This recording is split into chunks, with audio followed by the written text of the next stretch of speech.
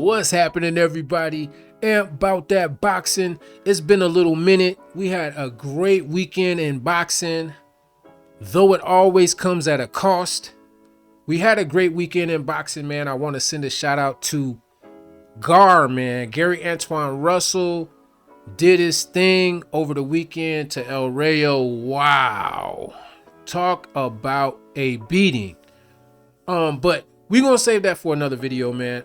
We need to talk about Tank taking his greasy ass knee. This is one of the, oh my God, most blatant cheat situations I've ever seen. I'm really wondering if he had the judges paid off. I'm wondering if he had the whole situation paid off. Being that Lamont Roach was talking about that, he was telling him through the fight towards the end, and he was saying, you're not going to win and all this other stuff. He was already making his prediction that Lamont Roach wouldn't win when he didn't even know what round it was, according to his own corner. That he thought it was like a later round than it was. It was round 8. He thought it was already round 11 or something. I mean, what was going on in Tank's mind? Now, they did show him smoking that Grizzly. I mean, I don't know. Maybe he had some good Grizzly. But what ends up happening if you did not get to see the fight? I'm sure you've already heard this, that Tank took a knee in the 9th round. He claims that it was because he had grease in his hair. Okay, so this is the reason why. It's because he had grease in his hair. So he had to take this knee and get it wiped out of his eye. Now, I remember Floyd Mayweather took a knee, and it was his only knockdown in his career was he took a knee in a fight, and it counted. If a fighter takes a knee, once his knee hits the canvas and the ref starts counting, which is supposed to happen, which did happen, but the ref then stops counting, which doesn't make any sense, but regardless, he started counting. That's a down. They can discuss with the ref why he stopped counting. All that could happen later, bro. But this is the shit that makes boxing a joke as far as combat sports goes. This is what makes it a joke. And that the fact that Tank can even sit around and almost jokingly think that, okay, yeah, I had the whole arena paid off without even saying it. He's kind of saying it.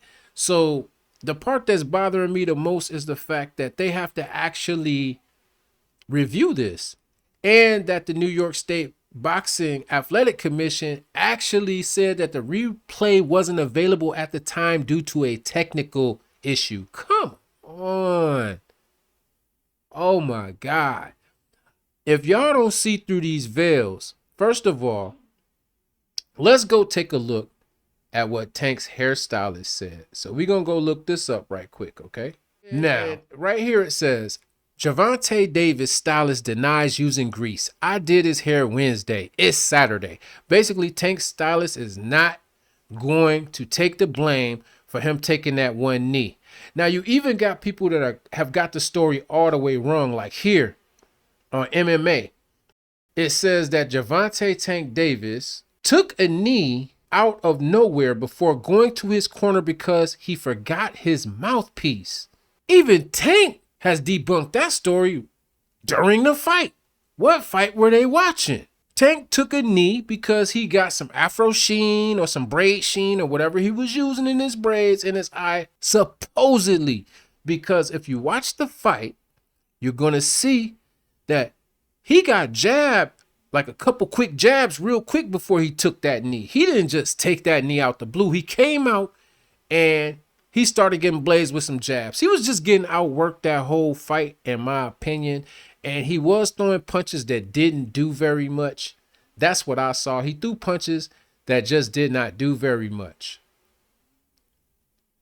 All right, here on Yahoo Sports, Gervonta Davis versus Lamont Roach controversy. Tank knee, no call sets off the boxing world. Yes, it does.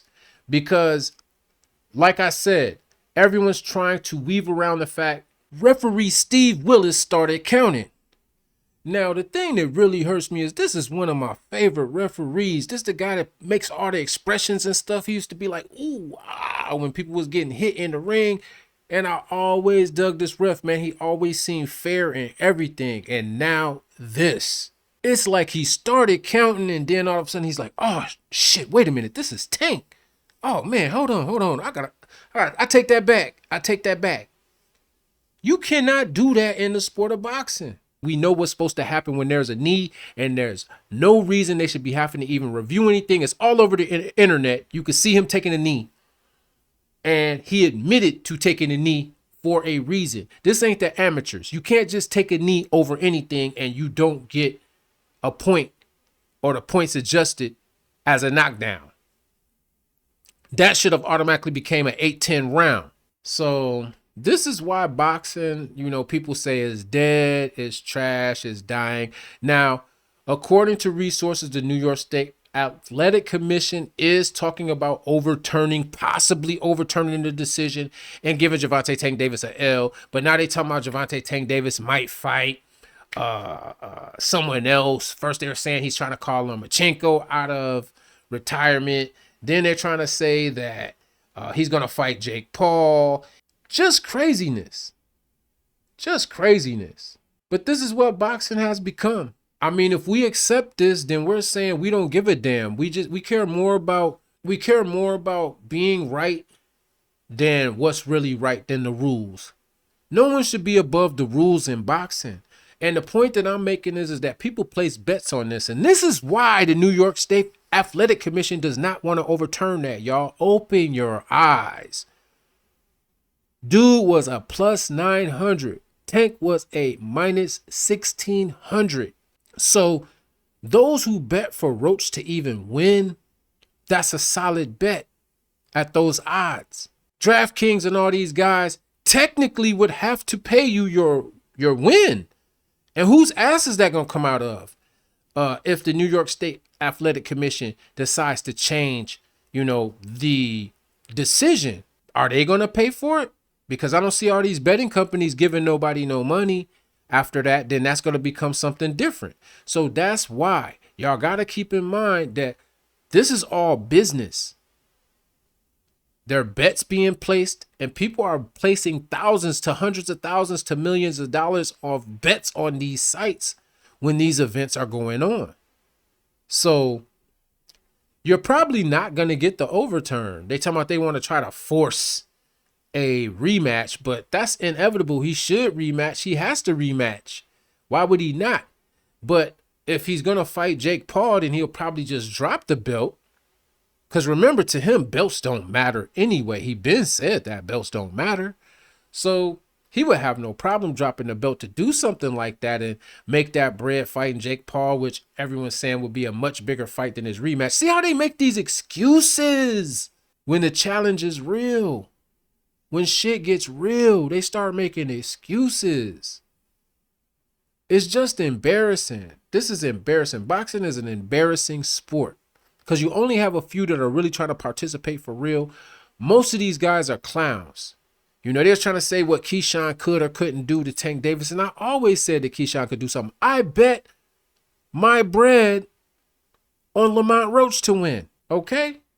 So I'll watch boxing. I've watched Lamont Roach. Just because someone loses don't mean nothing. I've watched him.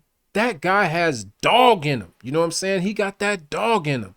So you can't deny him that he was good enough to be in the ring. And everybody was making these excuses. And a lot of times when fans start making too many excuses because they really know what it is. Now, it's a lot of casual fans out there that don't know the difference between a good fight and dog poo. You know what I'm saying? There's a whole bunch of definitely casuals out there that don't know the difference. But I know the difference. I did bet for Lamont Roach to win that fight. And I didn't think he was going to knock Tank out. I thought he would get a decision, which that's what he should have got. He should have got a majority decision. And that's without him dropping Tank. He outworked Tank and everything in that fight. How the judges had a 115, 113 in Tank's favor, and then two judges had, come on, y'all.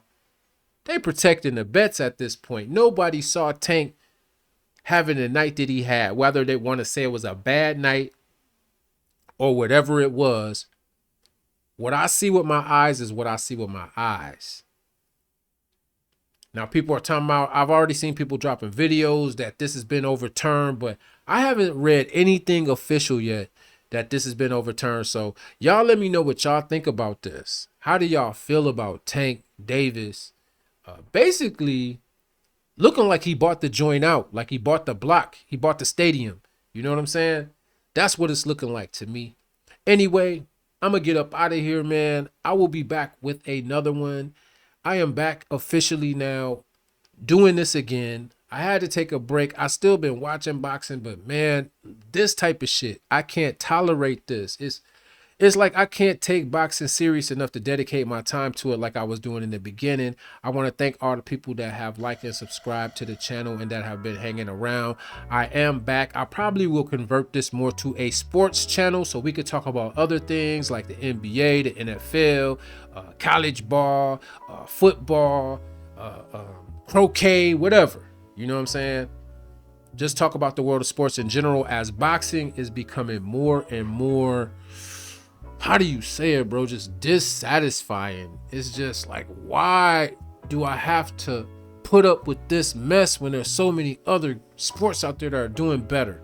So anyway, that's all I got, man. I'll be back with another one, man. Like I said, like, subscribe, leave a comment, negative, positive, don't give a damn. I'm back. And I just want to know what y'all think about all of this Tank nonsense and about that boxing.